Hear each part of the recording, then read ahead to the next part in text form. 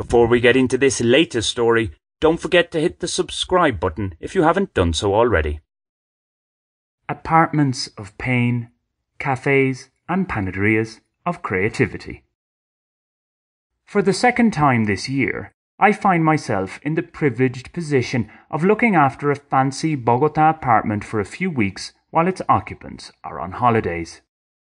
To give some idea of the apartment's opulence and, more tellingly, an indication of the scale of Colombia's inequality, the monthly rent here is roughly the same as the country's annual minimum salary.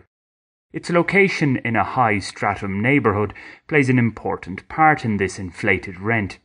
Let's just say it's a bit beyond my means and that of most Colombians.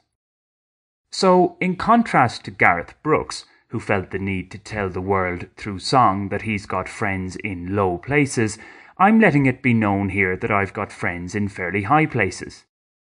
Okay, I have written about my acquaintances in Bogotá's low places, yet because I also usually reside in such barrios populares, I don't need to make as much of a song and dance about it as Mr. Brooks has. My riffraff credentials require little verification. Now, a mixture of uncertainty about my future in the Colombian capital and the need to keep costs down as I go through, what's that it's called these days? Ah yes, an economically inactive period has meant that I haven't looked for anything close to permanent accommodation. Through invites and a room deal reached with a friend who owed me money, Bogotá has been my main base without my having to find a new place since I returned to Colombia in February this year after a 3-month visit to Ireland. I have been, quite literally, living out of my backpack. Yet, once this apartment sitting stint is done, I face that perennial headache, finding somewhere suitable to live. The room with the friend who owed me money is an option, but it's far from ideal.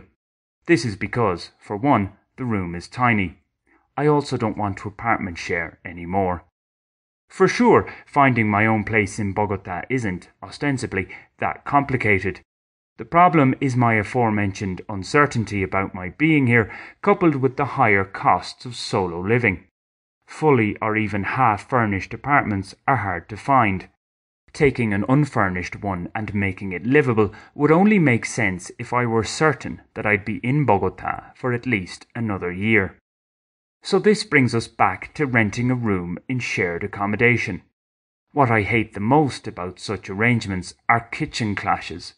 I want the kitchen to be unoccupied and clean when I need to use it. Living with others means this is far from a given. Sharing with those who like to booze at home is another risk. My dislike of house shares aside, I'm not one who enjoys spending a lot of time inside my residence anyway. I get cabin fever if I don't get out regularly. This is irrespective of where I am. For example, my current temporary accommodation is close to ideal for me. The biggest snag is that the area is a bit too tame for my liking.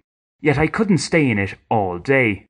I just like that feeling of returning to the apartment and knowing that I have it all to myself. Okay, there's nothing strange in wanting to get out and about. Yet my issue is that in the place where I sleep, cook and clean, I find it hard to do other tasks that require a bit of concentration, some deep thought. It's why I've never liked the work from home concept. While I may be devoid of paid work right now, writing this blog still requires a bit of concentration. Honestly, it does. And even when it comes to reading, I find that I can focus better on text when I'm out as opposed to sitting at home. That out place isn't just any random spot either.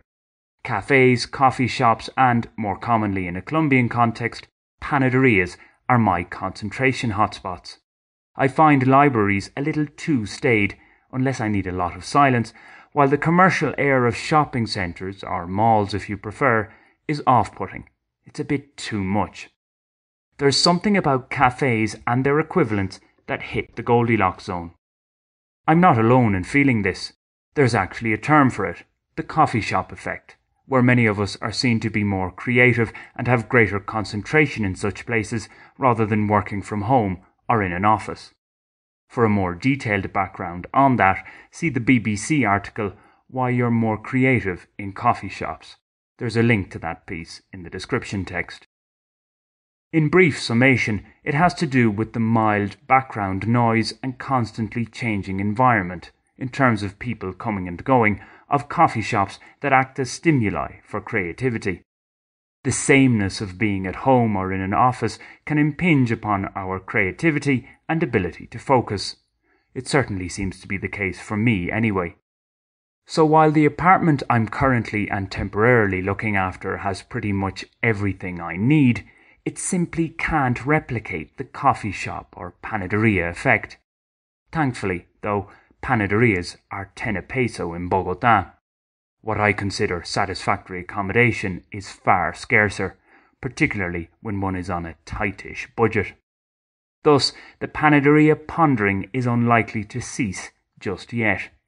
The answers to one's problems may not be found at the bottom of a beer bottle, but perhaps solutions may be forthcoming with a cup of coffee in a public setting. Have you subscribed to this channel yet? If not, why not do so right now? It's free and only takes a second. Thanks!